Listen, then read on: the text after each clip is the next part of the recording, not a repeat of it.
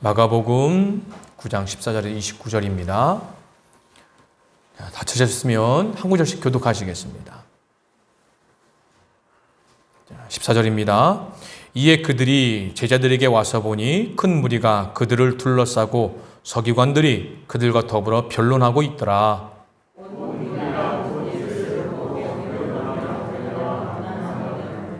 예수께서 물으시되 너희가 무엇을 그들과 변론하느냐?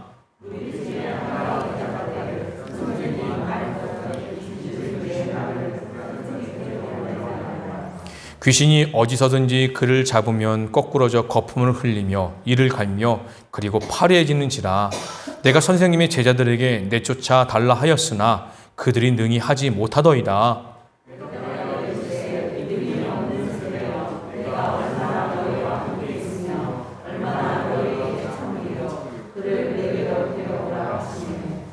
이에 데리고 오니 귀신이 예수를 보고 곧 그 아이로 심히 경련을 일으키게 하는지라. 그가 땅에 엎드려져 구르며 거품을 흘리더라.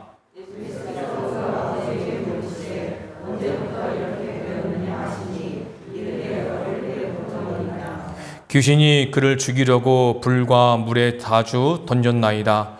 그러나 무엇을 하실 수 있거든 우리를 불쌍히 여기사 도와 주옵소서.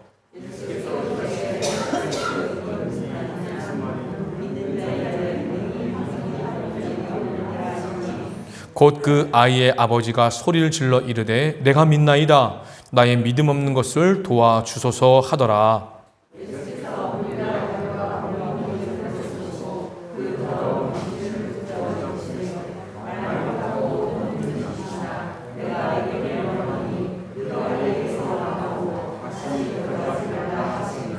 귀신이 소리 지르며 아이로 심히 경련을 일으키게 하고 나가니 그 아이가 죽은 것 같이 되어 많은 사람이 말하기를 죽었다 하나. 집에 들어가심에 제자들이 조용히 묻자오되 우리는 어찌하여 능히 그 귀신을 쫓아내지 못하였나이까?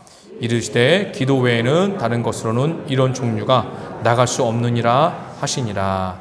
아멘. 이는 하나님의 말씀입니다. 오늘은 말 못하게 하는 귀신 들린 그런 아이의 치유 사건의 말씀입니다. 특별히 오늘 말씀은요, 믿음과 그리고 기도가 강조되었다라고 우리는 이해할 수 있습니다. 우리 예수님께서 이제 산상의 높은 산에 올라가셨죠. 올라가셔서 이제 모세와 엘리야와 함께 말씀을 나누시고 병영되시는 그 이후에 다시 데려갔던 제자들 베드로와 야고보와 요한과 함께 산 아래로 내려왔습니다. 아래로 내려왔는데 보니까 상황이 심상치가 않은 거죠. 왜 그러냐 하면은 딱 보니 제자들과 함께 서기관들이 뭔가 자꾸만 다툼 혹은 변론, 본문에 보니까 변론이라고 설명합니다. 그리고 논쟁을 하고 있는 겁니다. 이 말은 무엇이냐? 서로가 서로에 대해서 무언가를 묻고 또 내 말이 옳다, 너 말이 옳다라고 하면서 계속 말다툼을 하는 상황 속에 놓여 있는 겁니다.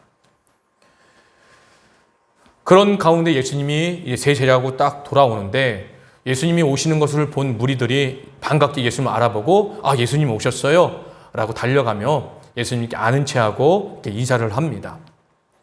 그럼 예수님과 묻죠. 예수님께서 묻습니다. 야 너희가 무엇 때문에 이렇게 다투고 있느냐 이렇게 논쟁을 하고 있느냐 라고 묻습니다. 그럴 때 한 아비가 나와서 하는 말이 선생님 지금 내 아들이 말 못하게 하는 귀신이 들렸습니다. 그래서 선생님께 데려왔는데 선생님 여기 계시지 않았고 그래서 선생님의 제자들에게 내 아들을 좀 고쳐달라라고 했는데 선생님의 제자들이 내 아들을 고치지 못했습니다. 지금 내 아들은요 거꾸로 넘어져서 막 거품을 흘리기도 하고 이를 팍팍 발기도 하고 그리고 갈수록 얼굴이 수척해져 가면서 자꾸만 아이가 생기를 잃어버리고 있는 가운데 있습니다. 이런 얘기를 하고 있는 거죠. 그러니까 결국은 지금 서기관과 이 9명의 제자들이 이렇게 논쟁하며 다투고 있던 것은 뭐냐면 아마 이 아이의 병을 고치지 못한 것 때문에 서로가 으르렁거리며 다투고 있었던 것 같아요. 그런데 이 제자들의 입장에서는 우리 스승이 예수님이 오셨으니 얼마나 마음이 시원했겠습니까? 왜요? 지금 우리가 할 수 없는 일을 이제 예수님이 오셨으니까 할 수 있겠구나. 이 상황을 우리가 모면할 수 있겠구나. 이런 마음을 가지고 마음의 안도감을 누렸던 거지요. 그런데 예수님은 의외의 대답을 하신 거죠. 뭐라고 말합니까? 19절에 보니까 믿음 없는 세대여 내가 얼마나 너희와 함께 있으며 얼마나 너희에게 참으리요. 그를 내게 대게로 데려오라 라고 말씀합니다. 그러니까 뭐예요? 예수님께서는 지금 그 귀신 들린 아이의 병을 못 고친 제자들을 향해서 믿음이 없는 세대라라고 말을 한 거죠. 믿음이 없다는 것은 무엇입니까? 하나님을 신뢰하지 못하고 하나님을 믿지 못한 이들이라라고 얘기를 한 겁니다. 자, 근데 여기서 우리는 한번 생각해 볼 것은 왜 9명의 제자들은 이렇게 한 아비가 사랑하는 아들을 이렇게 데리고 와서 고쳐달라고 했을 때 이 고치는 일을 왜 했을까요? 라고 하는 겁니다. 그 말은 뭐냐면 마가복음 6장에 보면 7장부터 14절 보면은 예수님께서 제자들 2명씩 짝을 지어서 권능을 주셨습니다. 귀신을 쫓아낼 수 있는 힘을 주셨죠.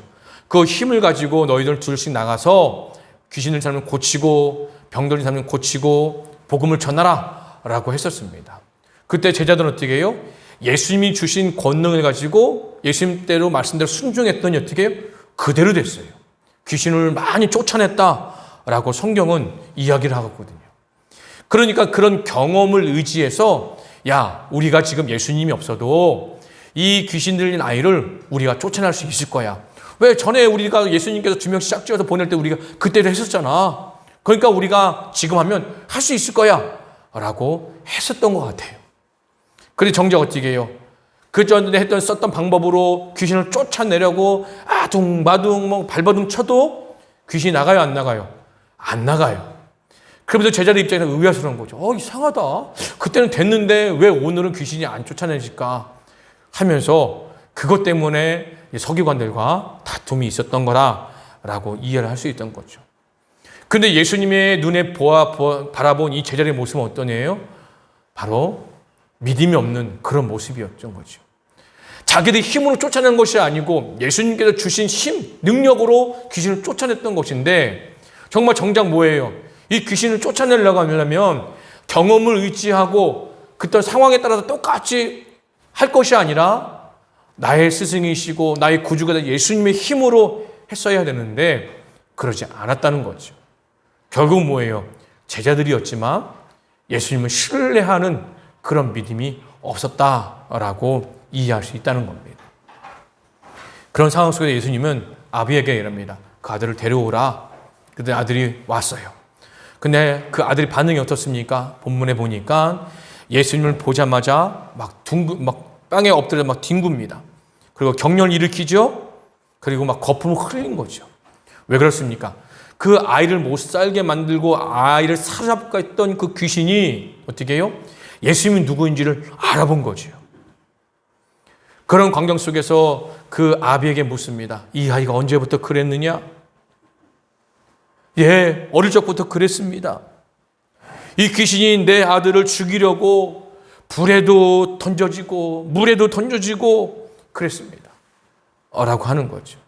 자, 여기서 한번 생각해 보겠습니다. 누가복음 말씀을 보면 누가복음 9장 38절입니다.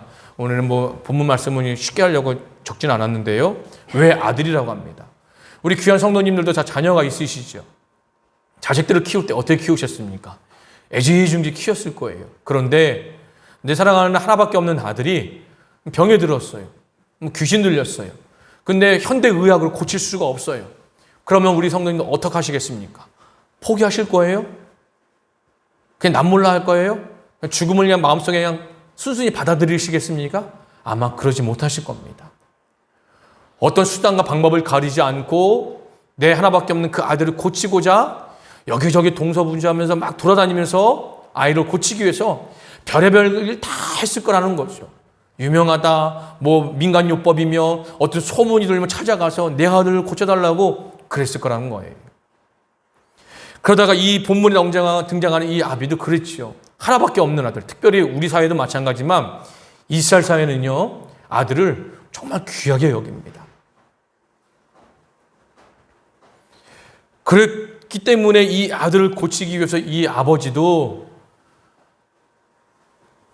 별의별 소문 다 듣고 또 이 아들을 고치기 위해서 이름 말할 수 없는 그런 노력과 애씀을 했을 거라고 우리는 짐작해 볼 수 있다는 거죠. 그런 속에서 이 아버지는 누구의 소문을 들어요? 예수님의 소문을 들었다는 겁니다. 그렇기 때문에 그 아들을 이끌고 예수님께 찾아왔다는 거죠. 그런데 지금 뭐라고 말합니까? 예수님 앞에서 무엇을 할 수 있거든 우리를 불쌍히 여기서 도와주옵소서라고 얘기를 하는 거예요. 이 말씀은 긍정 반 부정 반의 표현입니다. 무엇을 할 수 있거든 무슨 말이에요? 지금 이 내 아들이 지금 당시 선생님의 그 제자들 고친다고 애썼지만 되지 않았습니다. 그런데 선생님은 과연 하실 수 있겠어요? 라고 의문부호를 표현하면서 지금 어떻게 해요? 이 예수님께 제발 좀 정말 뭔가 할 수 있다고 한다면 도와주세요 라고 표현하고 있는 거죠. 그러면 예수님께서 유명한 말씀을 하십니다. 23절입니다. 예수께서 이르시되 할 수 있거든이 무슨 말이냐? 믿는 자에게는 능히 하지 못할 일이 없느니라 라고 말을 합니다. 우리 성도님들이 이 말씀을 많이 오해를 하십니다. 무슨 오해냐? 믿음이 있으면 모든 게 불가능하냐? 다 할 수 있구나. 이렇게 생각하십니다. 그런 의미가 아니죠. 이 할 수 있거든이 무슨 말이냐? 믿는 자는 능히 하지 못할 일이 없느니라 이 말씀은 오늘 본문에 드러나지 않지만 전제 조건이 있습니다. 뭐냐? 하나님의 뜻에 합당하고 하나님의 영광이 나타나는 그런 일을 어떻게 해요? 믿는 자에게는 능력이 임할 것이다 라고 하는 거예요. 예를 들어서 이런 거죠. 내가 참 돈이 부족해서 부족함을 느껴서 돈이 많았으면 좋겠다라는 생각이에요. 그러니까 하나님, 내가 하나님께서 나에게 돈 주실 걸 믿습니다. 이런다고 해서 하나님께서 많은 돈을 주신다는 건 아니라는 거예요. 내가 지금 형편이나 처지나 그리고 여러 환경 속에서 어떤 것, 정말 하나님 뜻에 합당하고 내가 이 일을 해결이 되면 하나님 영광이 될 거야. 하나님 이름이 높아질 거야. 라고 할 때 믿음으로 그 일을 할 때에 그 믿음의 능력이 나타나고 능력이 임한다는 것이죠. 무조건 내가 믿음이 있으면 내가 원하는 거 다 될 거야. 이런 의미는 아니라는 거죠. 그런데 이 아비가 이 예수님 말을 듣고 이렇게 말을 합니다. 그냥 소리를 질렀다라고 얘기를 하죠. 내가 믿나이다. 나의 믿음 없는 걸 도와주소서라고 얘기를 합니다. 이 말을 저는 이렇게 표현합니다. 믿기 힘듦과 믿고 싶음 사이에서 마음의 갈등이 일어나는 거죠. 지금 뭐예요? 예수님 말을 믿고 내 아이 고침을 받을 수 있어 라고 믿고 싶은 거예요. 왜요? 사랑하는 그 아들이 지금 죽어가고 있는데 정말로 예수님 통해서 나음을 입는다 얼마나 좋아요. 그러니까 뭐예요? 예수님 말대로 믿고 싶어서 이 아이들이 고침받고 있는 걸 기대하고 있는 거예요. 그런데 반면에 경험적으로 못했으니까 아니 당신 제자들이 내 아들 고친다고 해놓고서는 고침받지 못하고 이렇게 지금 더 악화되고 있는데 도대체 못 믿겠습니다. 이 마음이 마음속에서 싸우고 있는 거예요. 우리 그런 적 있지 않습니까? 어떤 상황 속에서 어떤 문제가 있으면 예수님의 이름으로 이 상황이 이 문제가 해결받기를 원해요. 믿고 싶어요. 그런데 뭐예요? 현실 눈은 어떻습니까? 아니야. 이거 안 될 거 뻔해. 이런 일이 많이 있잖아요. 예를 하나 들어보겠습니다. 이거는 이제 아내한테 허락을 받지 않는 건데요. 예. 제 사랑하는 우리 장모님께서 암으로 돌아가셨어요. 위암으로 한 3년 정도 고생하셔 돌아가셨는데, 그래서 제가 이제 부교육자 시절하면서 하나님 앞에 정말 기도를 많이 했습니다. 하나님, 성경에 보면, 예수님의 이름을 힘입어서 병자 고친 일이 참 많이 있지 않습니까? 성경뿐만 아니라 이 지금 살아가는 이 시대 속에서도 많은 사람들의 귀에 들으면 누가 고침받았대, 누가 나았대 라는 이야기를 참 많이 듣습니다. 하나님 그 주인공이 제가 사랑하는 장모님이 되면 안 되겠습니까? 지금 암으로 고통당하고 계시는데 하나님 고쳐주세요. 제 마음은 어떻게 해요? 예수님을 믿는 믿음으로 장모님이 이 암을 깨끗하게 치유받아서 정말 저희 막내 우리 이제 얘야 태어난 거 보지도 못하고 이제 하나님 나라 가셨으니까요. 좀 더 장수하셨으면 참 좋겠습니다. 이렇게 막 믿고 싶어요. 근데 한편으로는 어떤 마음이냐? 정말 날 수 있을까? 의학의 힘으로도 안 되는데 의학의 힘은 조금 연장을 할 수 있겠지만 나을 수 있을까? 에이, 설마 그럴 리가 있겠는가? 하면서 마음이 자꾸만 싸우는 거예요. 마음속 한편에서는 그래 나을 수 있어. 아니면 현실은 냉정하게 하면 아니다 이거는 힘들어. 이 상황 속에서 자꾸 마음이 싸우는 거예요. 우리 성도님들 그런 일이 없었습니까? 그 본문의 지금 아비의 상황은 그런 겁니다. 예수님 말씀을 믿고 난 다음에 예수님 정말 예수님 말씀대로 내 아들이 지금 귀신에 들려갖고 물에도 던져 죽음을 당하고 불에도 던져 죽을 뻔하는 그 아이들이 지금 정말 예수님의 은혜로 살아났으면 좋겠습니다. 이런 마음을 가지고 있는데 한편으로는 아니야 불가능해. 그 누가 고치겠어.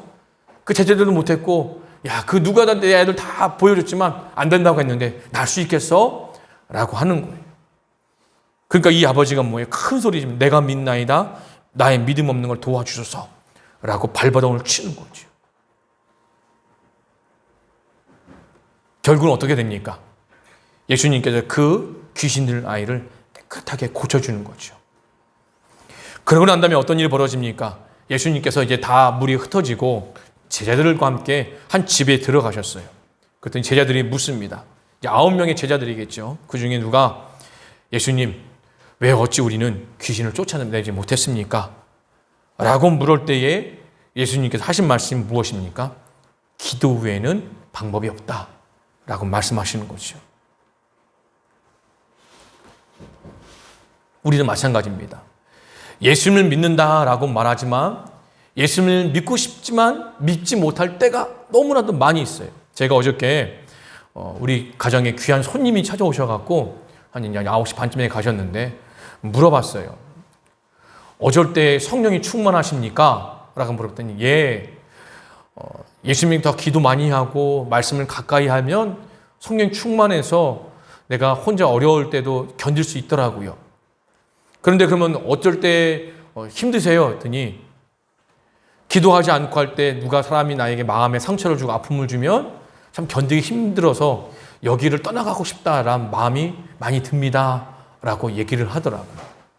결국 무슨 말입니까?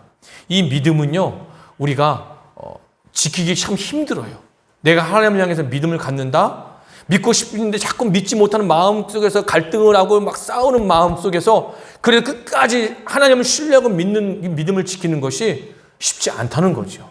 그런데 그 믿음을 지킬 수 있는 유일한 방법이 한 가지가 있다라고 우리 예수님께서 알려주십니다. 그것이 무엇이다? 기도다라고 하는 거죠. 기도는 하나님을 신뢰하겠습니다.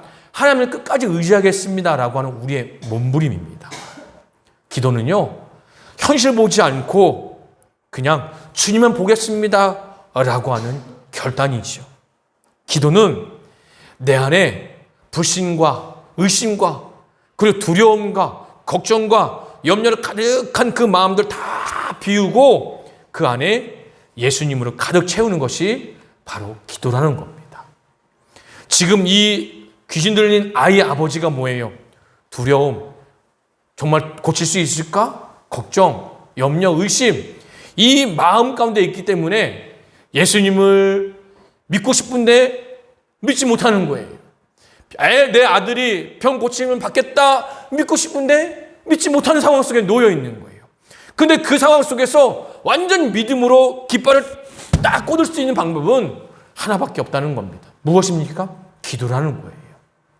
그렇기 때문에 우리 성도님들 기도는 해도 고만, 안 해도 고만인 것이 아니라 기도는 꼭 하셔야 된다는 겁니다. 그래서 제가 우리 성도님들 기도 훈련 시키려고 주일날 찬양 마치고 난 다음에 몇 가지 기도 제목을 기도하잖아요. 그럴 때 힘을 다해 기도하십시오. 기도는 뭐냐면 내 안에 예수님을 가득 채우는 그런 훈련인 겁니다.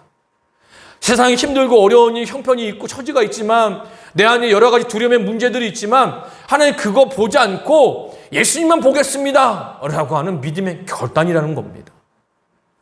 그렇게 되면 덜 두렵습니다. 덜 의심합니다. 덜 걱정됩니다. 그러다가 기도의 내공이 차곡차곡 쌓이게 되면 어떻게 해요? 정말로 예수님을 믿는 믿음으로 세상을 이길 수 있는 그런 삶으로 변화될 수 있다는 겁니다. 믿음이 없이는 하나님을 기쁘시게 할 수 없다고 말합니다. 그 믿음을 지키고 믿음을 가지게 되고 믿음을 더 우리가 강하게 붙들 수 있는 유일한 길은 기도밖에 없다는 겁니다. 우리 귀한 성도님을 믿음할 때에 믿음을 자꾸만 이 공간적으로 이해를 합니다. 예를 들어서 이런 그릇이 있어요. 그릇에 이 반만 차면 믿음이 없는 거고 믿음이 이 그릇에 가득 차면 믿음이 좋은 거라고 생각합니다. 믿음은 이렇게 공간적인 개념을 이해하시면 안 되고 믿음은 하나님과 거리의 관계로 생각하셔야 된다는 겁니다. 예수님과 가까우면 가까울수록 내 믿음이 어떻게 해요? 좋은 거예요. 왜요? 가까우니까 예수님을 알게 돼요. 알면 예수님 무슨 말을 해도 신뢰가 되고 그냥 믿어져요. 그러면 어디 곳에 있든지 간에 예수님이 신뢰가 되기 때문에 두려워 걱정이 없는 거죠. 그런데 예수님과 거리가 멀어져요. 멀면 어떻게 됩니까? 그 안에 뭐가 들어요? 그 사이에 의심, 불평, 불만, 부정적인 생각, 나는 안 되는가 보다, 포기되는 마음, 절망의 마음들이 자꾸 그 멀어진 사이에 가득 채워지면서 어떻게 해요? 예수님에 대해서 불신이 더 깊어진다는 거죠. 이 공간을 메울 수 있는 건 뭐밖에 없다? 기도밖에 없다는 겁니다. 기도는 자꾸 주님과 만나는 거예요. 마찬가지죠. 우리 성도님들이 연애할 때 어떻게 알고 연애해요? 잘 모르잖아요. 자꾸 만나고 대화 나눠보고 같은 공간 속에서 같은 것을 바라보고 같은 주제를 가지고 얘기 나누다 보니 그 사람에 대해서 알아가는 거잖아요. 마찬가지입니다. 우리도 삶의 모든 문제를 하나님께 자꾸 아뢰고 하나님께 고민을 털어놓고 하나님께 자꾸 내 인생의 아픈 것들 다 얘기하고 자꾸 대화의 시간을 많이 갖다 보면 그게 기도죠. 그러면 예수님과 관계가 깊어지면서 어디 곳에 무엇을 하든 간에 예수님 끝까지 신뢰할 수 있는 우리의 모습이 될 수 있다는 겁니다. 우리는 매일매일 삶 가운데 믿고 싶은 그 마음과 믿기 힘든 그 사이에서 마음이 갈등을 합니다. 왔다 갔다 해요. 이 마음을 딱 끊으셔야 돼요. 그것은 무엇밖에 없다? 기도밖에 없다는 겁니다. 우리 귀한 성도님들 기도에 힘쓰십시오. 아무리 바쁘고 분주하고 생활이 정말로 내가 하는 일에 정신이 없을지라도 그래도 5분, 10분 걸어가면서 다른 거 다 떨치고 오직 내 마음을 예수님께 집중하며 기도하십시오. 그 기도라는 거 예배당에 나와서 눈 감고 손 모으고 목사가 시킬 때만 하는 것이 아닙니다. 기도는 밥 먹으면서 할 수 있어요. 걸어가면서 할 수 있어요. 잠들기 전에 할 수 있어요. 어느 때도 할 수 있어요. 그래서 바울은 무시를 기도하라 말했습니다. 우리 예수님이 쉬지 말고 기도하라 말했습니다. 왜요? 그 기도만이 내 믿음을 지키고 내 믿음을 유지하고 믿음으로 이 두려움을 극복할 수 있기 때문에 그 믿음만이 우리 예수님이 더 가깝게 있기 때문에 그럴 수 있다라고 하기 때문에 기도하라는 겁니다. 우리 귀한 성도님들 믿음 강하게 가지고 싶으시죠? 믿음이 좋은 사람이 있으면 부럽지 않으세요? 나도 그렇게 할 수 있습니다. 나도 강한 믿음, 좋은 믿음으로 하나님께 영광이 될 수 있어요. 그것을 위해서 같이 기도하자는 겁니다. 우리 가정을 위해 기도하고 나라를 위해 기도하고 내 믿음을 위해 기도하고 내 어려운 환경을 위해 기도하고 우리 생각해보세요. 기도할 거 엄청 많습니다. 기도하자는 거죠. 기도하면 두렵지 않습니다. 무섭지 않습니다. 걱정하지 않습니다. 염려하지 않습니다. 그럴 때에 우리 마음이 이제는 믿기 힘든과 믿음 사이에서 오락가락하는 그런 인생이 아니다. 믿습니다! 라는 그 자리에 우리 인생을 딱 꽂고 우리는 주님 부르시는 날까지 믿음으로 하나님을 기쁘시게 하는 그런 삶을 살 수 있다는 겁니다. 그런 삶이 되기를 간절히 소망합니다. 다 같이 일어나시겠습니다.